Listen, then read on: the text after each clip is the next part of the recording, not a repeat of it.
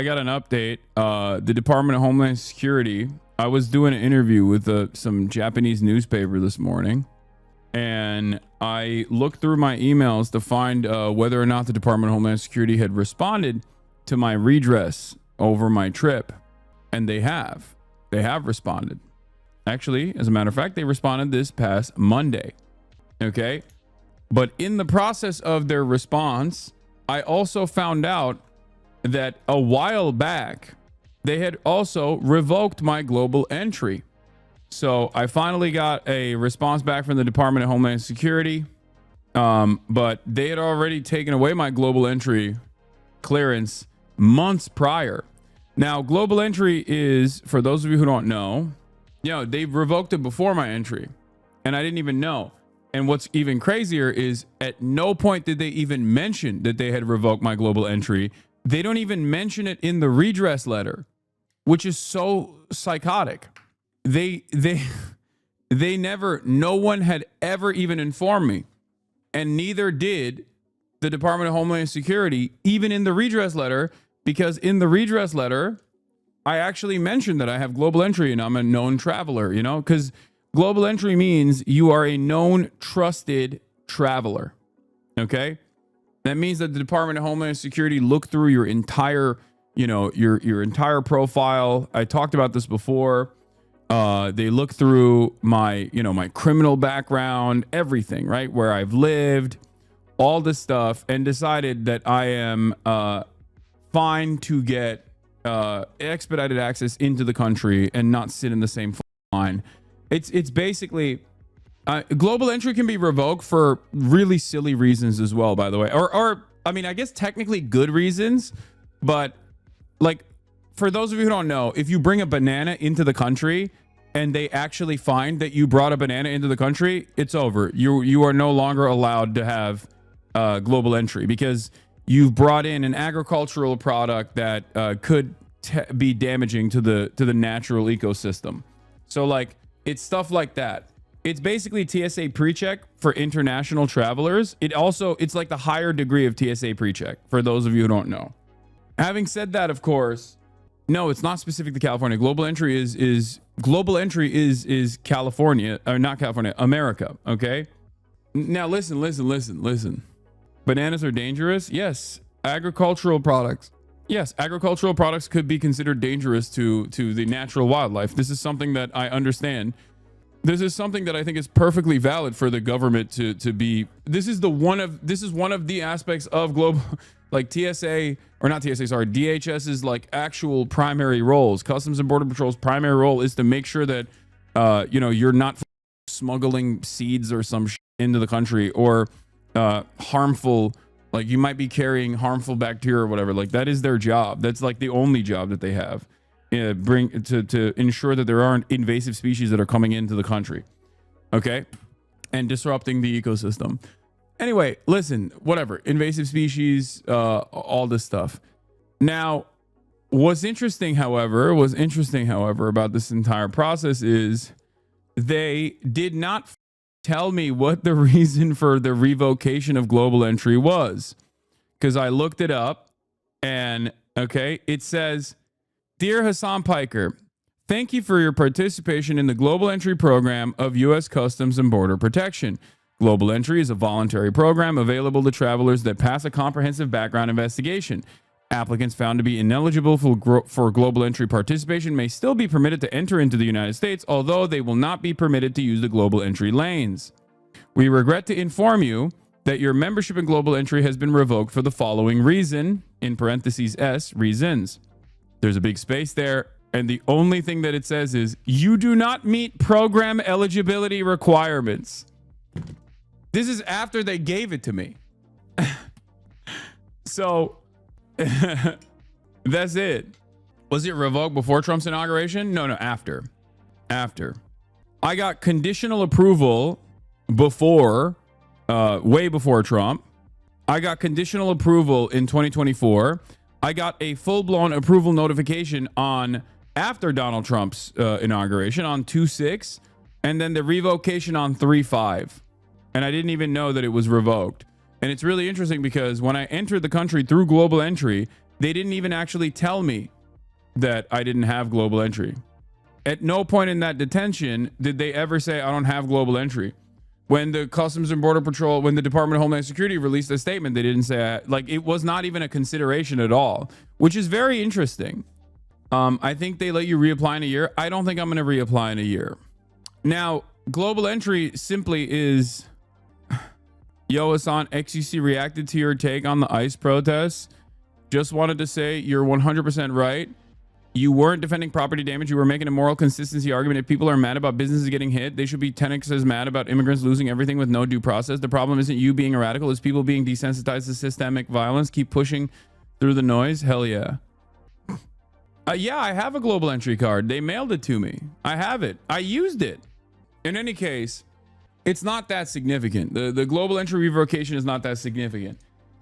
They also, like I was saying, the only reason why I found out about this is because I was looking through my email to see what my redress, I found my trip redress from the Department of Homeland Security, where 2 days ago on Monday, June 19th, I got an email that said, "Thank you for submitting your request for redress to the Department of Homeland Security Traveler Redress Inquiry Program, DHS TRIP. DHS TRIP has researched and completed its review of the redress case for Hasan Piker." And then it tells you to go and access your account on the website. Okay. Or June 9th. Sorry, not 19th. I apologize. June 9th. Okay. And basically, the entire letter for the trip redress inquiry is just... It's like more obscure. It is more obscure than like a Twitch TOS ban. Okay. You know how people complain about Twitch not giving you information, like detailed information on why you got banned and it is literally identical to the TOS sheet that they send you if you're lucky at all to receive one after getting suspended from Twitch. Okay. It basically just offered me a wholesale list of reasons for why people get stopped. Okay, I'm gonna read it to you right now. Dear Hasan Piker, wait, hold on, I pulled it up, hold on, I'll just pull it up again. Hold on, I'm gonna hide some of the information on it though. Hold on. I know the background music is still on. Hold on. And that's the final determination letter. Here's the CBP letter. Okay. I had to use the snipping tool, chat. Okay. Hold up. Pictures, screenshots. Okay, so here it is. Let's pull this up like here. Redact everything. No, I just it's just my address. I don't want to other additional information. Okay. Dear Hasan Piker, thank you for submitting your traveler inquiry form and identity documentation to the Department of Homeland Security Traveler Redress Inquiry Program, DHS TRIP. DHS's mission is to lead the unified national efforts to secure the country, including U.S. border and transportation security. We take requests for redress seriously, and we understand the inconveniences that additional inspections may cause. DHS strives to process travelers in the most efficient and professional manner possible without compromising our mission to safeguard the United States, its people, and its visitors. When DHS TRIP receives a redress inquiry, we conduct a thorough review of the matter. We consult and share information with other agencies when appropriate to relieve you from the burden of seeking redress of an agency-by-agency basis to address the issue that you identified in your application. We have found about 2% of DHS TRIP complainants actually have some connection to the terrorist watch list. Complaints most often arise either because the traveler's name and personal information is similar to the name and personal information of another person in the systems. This is actually what I hear most often from people. No. They're not saying I am related to the terrorist watch list. This is just a copy-paste statement that everybody gets. Okay? Calm down before you misunderstand it. This is literally just like this is a blanket statement that everyone receives when they when they write a complaint. This is all it is. It's boilerplate. It's not specific to me. You guys are failing to understand. Complaints most often arise because the traveler's name and personal information is similar to the name and personal information of another person in systems which contain information from federal, state, local, and foreign sources, or because the traveler has been delayed in travel for reasons unrelated to such data, such as by random screening. DHS Trip has researched and completed our review of your case. DHS Trip, this part is amazing, can neither confirm nor deny any information about you which may be within federal watch lists or reveal any law enforcement sensitive information. However, we have made any corrections to records that our inquiries determined were necessary, including, as appropriate, notations that may assist in avoiding incidents of misidentification. For your general information, here's how redress helps you when traveling. It's like, again, that's just general information. Give me why I got, like, I'm asking why I got specifically detained, and they're just like, listen, we can't confirm or deny what it is, but we've made necessary changes. Okay? When traveling by air or within the United States, DHS recommends that you provide your redress control number located at the top of this letter when making your reservations. Providing this information will help prevent misidentifications from occurring during security checks against government records and other information. Now, my name is Hasan Piker. I know that I am not, I know that my name is not getting dinged on any sort of watch list because it's like similar to someone who's already on a terrorist watch list or something. Okay? Because that is very common. I've asked like a bunch of people, a lot of Muslims, okay, who have, especially like Arab names, that will oftentimes get stopped for this reason. Hasan Piker is not a common name at all. I mean, Hasan is, but Piker is a very unique last name. I know this because my grandfather literally chose it, okay? My grandfather chose it in the surname revolution in Turkey. Not exactly a common last name. Anyway, when traveling by air within the United States, providing this information will help prevent misidentifications from occurring during security checks against government records and other information. In most online reservation systems, your redress control number may be entered at the same time you enter your full name and date of birth.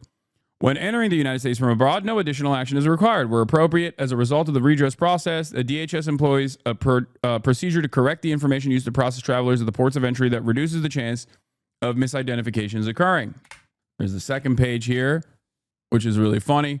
Despite these positive efforts, we cannot ensure your travel will be delay-free. The redress process does not affect other standard screening procedures in place at airports and borders. For example, an individual may be selected for additional screening in order to resolve a walk-through metal detector alarm because of random selection or other reasons.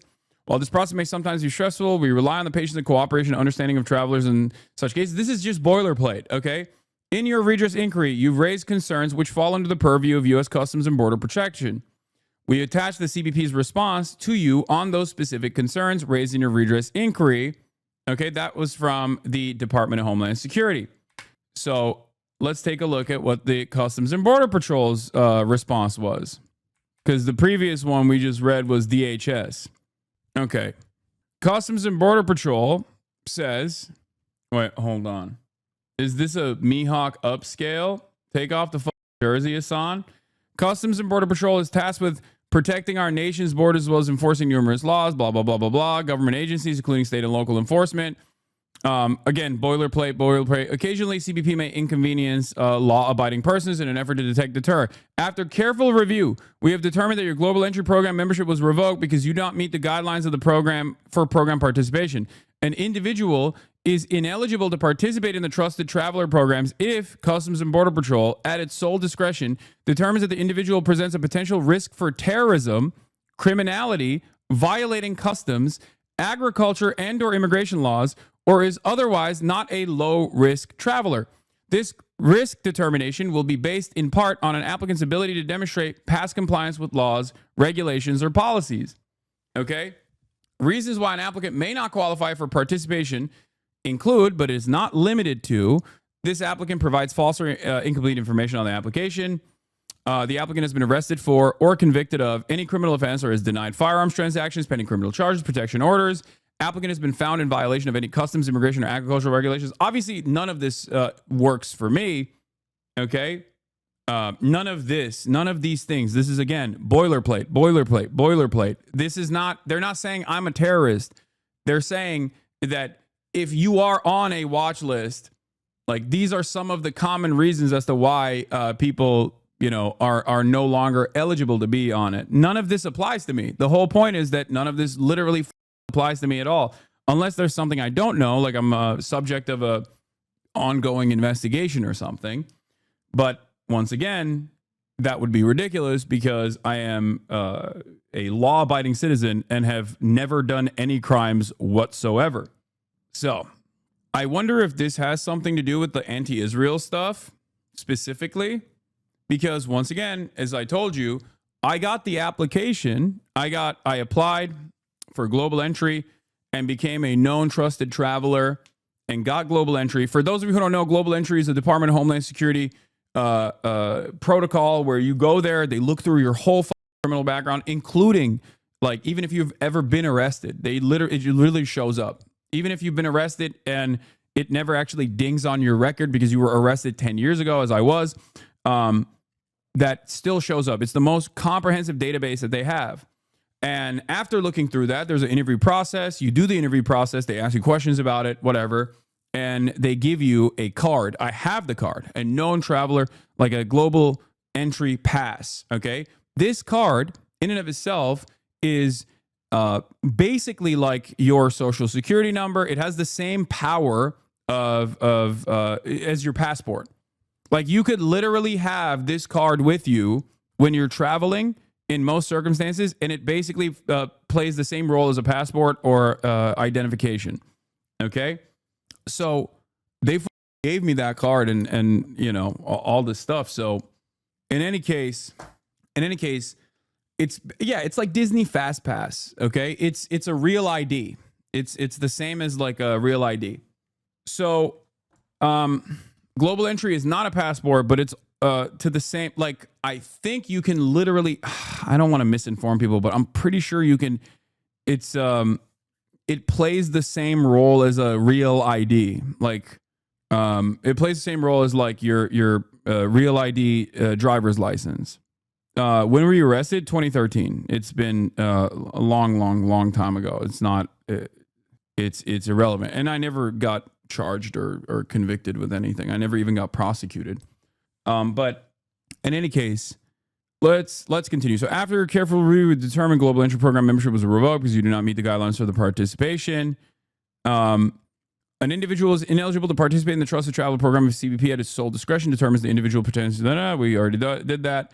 So they gave me the global entry program. They gave me the access to the global entry program, and then they just revoked it. At no point was I informed about this revocation. They didn't even tell me about it in the detention. Okay. Only after I asked this redress inquiry do they reveal this. The Department of Homeland Security itself came out with a statement and they didn't even mention it, which is crazy. And when I'm like, I mean, there's no reason for this revocation to begin with, especially because, like, I already had it. I had it and they revoked it. I believe in, I mean, no, it wasn't retroactively revoked. It was retroactively revoked regardless, like, as in it was revoked, but it wasn't retroactively revoked. It was revoked on, I got the conditional approval on 3/29/2024. I got the approval notification on 2/6/2025. I got my card in the mail, under the Trump administration. The revocation happened on the 5th of March, so months ago. Okay? Yeah, I believe global entry just lets officials know that you aren't banned from traveling to any other countries. Some have laws restricting travel for people convicted of certain crimes. No, global entry is a fast pass for land border crossing as well. Yeah, global entry can be used at the point of entering the country through a land border, and that's what I meant when I said, like, it basically fills the role of a passport in that regard. Now, like, anyway. So all of this stuff, applicant cannot satisfy CBP or of his or her low risk status or meet other program requirements. So, like, these are all of the boilerplate reasons as to why they put it in here, like that someone might lose their global entry status. The applicant is the subject of an investigation by any federal, state, or local law enforcement agency in any country. The applicant is inadmissible to the United States under applicable immigration laws or has at any time been granted a waiver of inadmissibility or parole. The applicant is known or suspected of having been engaged in conduct constituting in preparation for, in aid of, or related to terrorism, or it cannot satisfy CBP. So it's discretionary, and they don't even say anything in it. They don't even say anything like the Customs and Border Patrol doesn't actually reveal any real information on why this happened. In the event you are denied or revoked from the Trusted Traveler program, they don't even specify why I was detained. They don't specify why I was detained because part of it, part of my inquiry on the redress to Department of Homeland Security's trip was I have global entry, and even then I got I got stopped. What the fuck is that about? So the Customs and Border Patrol part of this that specifically talks about the global entry says like, oh no, your global entry has been revoked. But they never address why I was stopped to begin with. They never actually address why those questions were asked, because these are the questions that I asked in my inquiry. Okay? In the event you are denied or revoked from the Trusted Traveler program, you'll be provided information in writing detailing the reason for this action. You should carefully review the denial or revocation reasons, and if applicable, submit a detailed information they believe CBP should consider. I can reapply or ask them to reverse this decision, which I might try doing. But considering that I did look into the notification as to why it was revoked, okay, you may request reconsideration through the Trusted Traveler Program application website, which I will do. Okay. It was revoked before it was issued? No. It was issued on 3/29/2024 under the Biden administration. That's when I got a conditional approval. I got a full-blown approval on 2/6/2025, which was under the Trump administration. I got a revocation on the 5th of March. In 2025, literally almost a month after I got a full-blown approval and had the card sent to my house. Okay? And at no point did I know that this was taken away. At no point did they actually reveal that it was taken away. Like even when I was detained, they didn't go, "Hey, you don't have global entry. Get your dad to help you out." What the f my dad do, bro? What are you, stupid?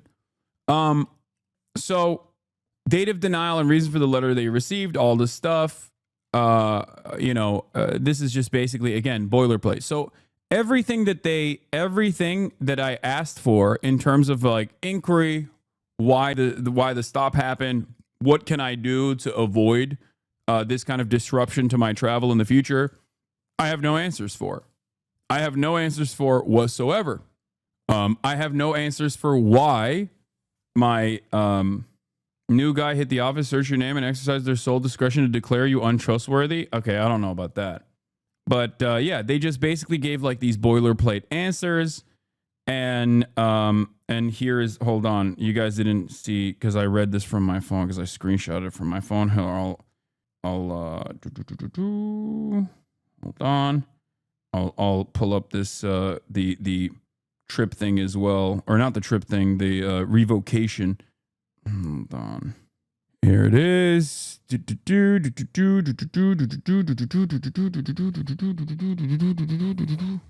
Yeah, here is the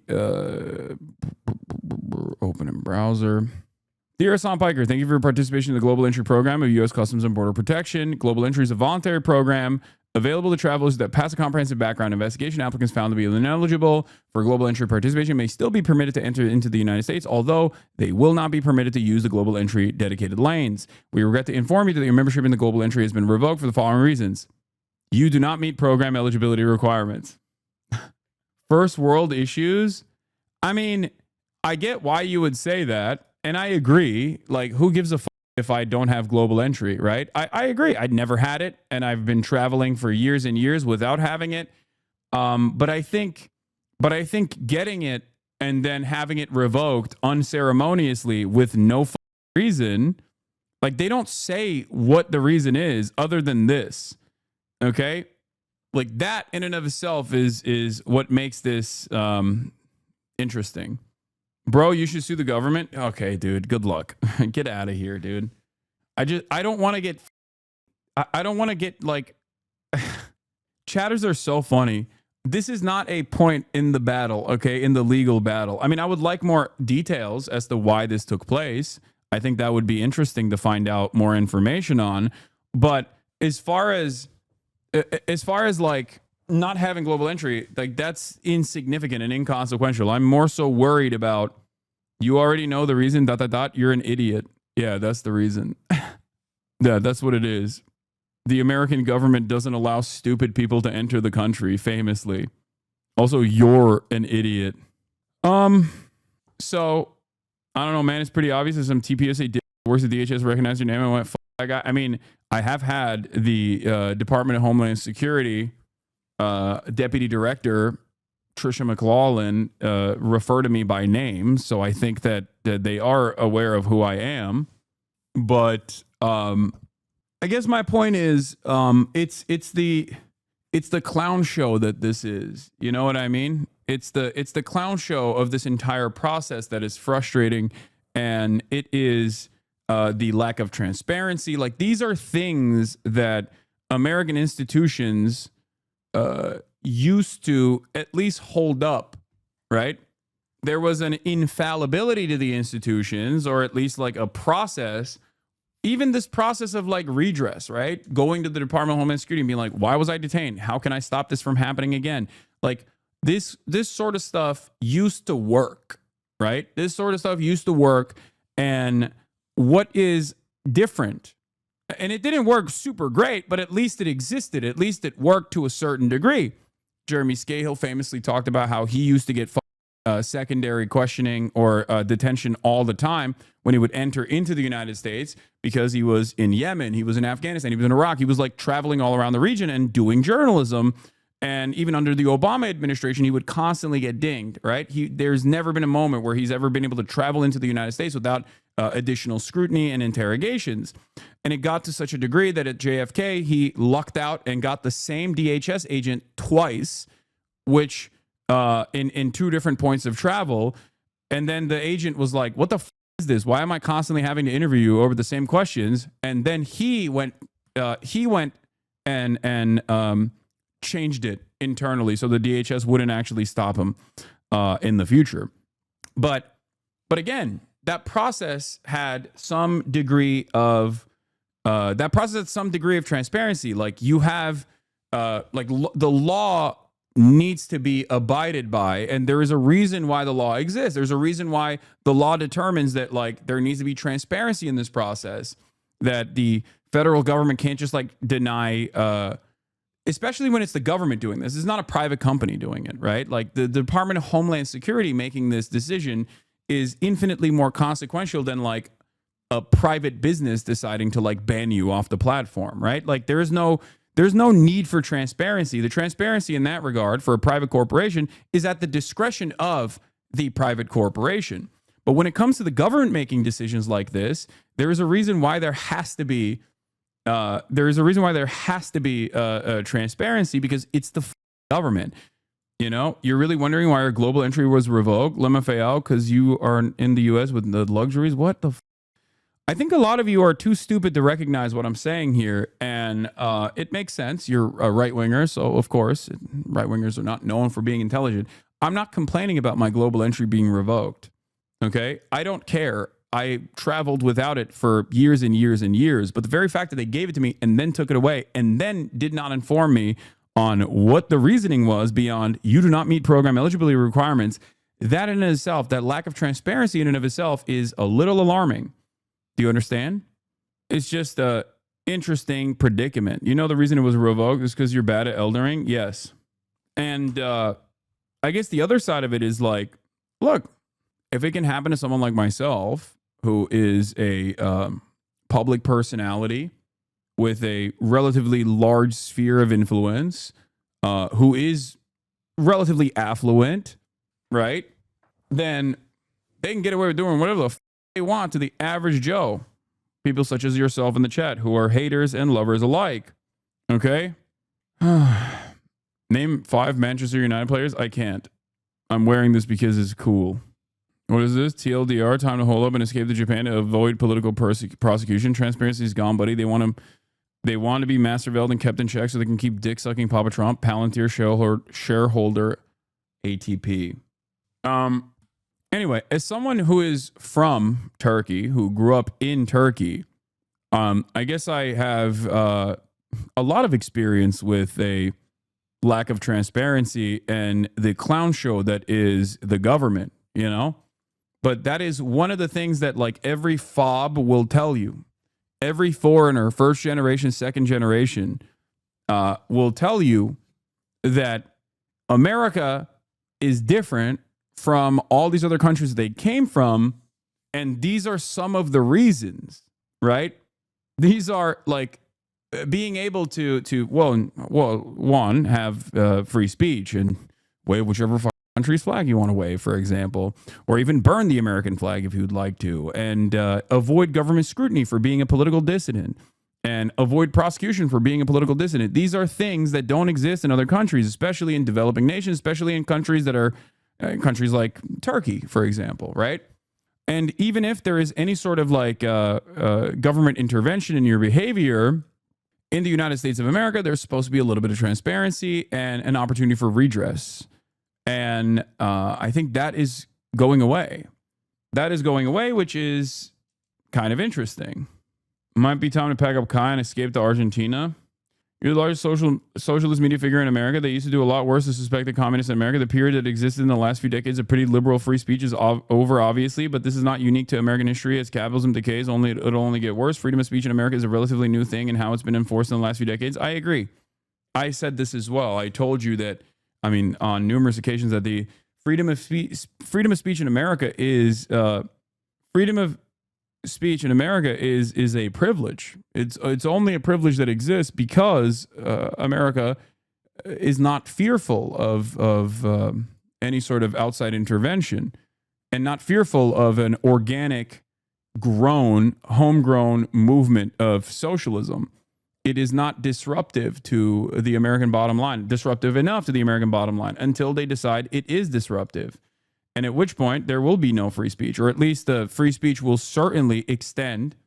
Free speech protections will not extend to disruptive speech that the government decides is not good, just as it did in the past, like the McCarthy trials against suspected communists. Red Scare. I'm just saying, it's on the books, it's technically a right, but in its application throughout periods of American history, it has been simply a privilege that has been considered not a right, but an amenity for those who don't step outside the line. Okay? I think that we experience the changes in government enforcement, even with like changes in government enforcement, even within like ICE agents wearing masks, like federal agents wearing masks while they're doing illegal detentions and trying to revoke due process so that they can continue rapidly accelerating these mass deportations. That is yet another example of this. Like all of the things that we took for granted, I think, all of the things that we took for granted for like the past 30, 40 years is slowly but surely getting taken away from us.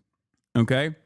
That's all it is. That's all I'm saying. And it is worrisome because as much as I criticize the United States of America, there are certain values and certain amenities, certain liberties that the American government offers that I've always defended, that I always considered to be good. There are aspects of liberalism and values that liberalism is supposed to maintain that I think are great, right? Some parts of our legal system I think are pretty solid. The example, the big three that I always talk about is obviously free speech, even though there have been times when America has not been so defensive of that right unconditionally. The other one, of course, is due process.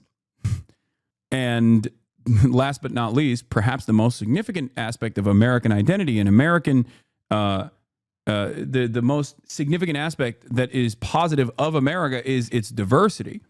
And it's ironic that the Trump administration is not offering any new amenities or anything good to the American population and simply removing those last big three. slowly but surely.